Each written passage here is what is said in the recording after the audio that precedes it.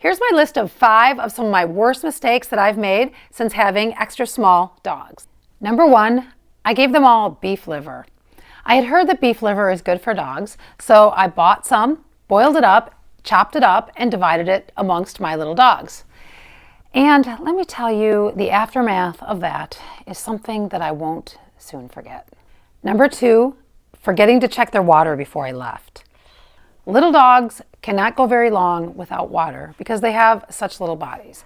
And if you come home and you find out that you did not fill your dog's water before you left, you are going to see your dogs dive into that bowl and you will feel like the worst dog owner in the world. Make sure you check their water every time you go to bed and every time you get ready to leave. Just check their water all the time. Make sure it's full. Number 3, pouring water over your puppy's head. 6 or 7 years ago, when I got a Yorkie, I was giving him a bath, getting soap all over him, and I took a bucket of water and I dumped it over his head. Don't do that.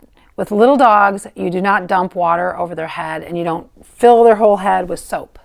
So he panicked, freaked out, inhaled the water. He could have probably gotten a type of aspiration pneumonia. So what I do now is make sure I wash my dog and then rinse him off, put him in a towel, and then I take a washcloth, put warm water on it, and then I just wipe off his face. If he needs shampoo, I put a little tear-free shampoo around his face, keep rinsing it off, and I never ever pour water over my toy breed dog's head.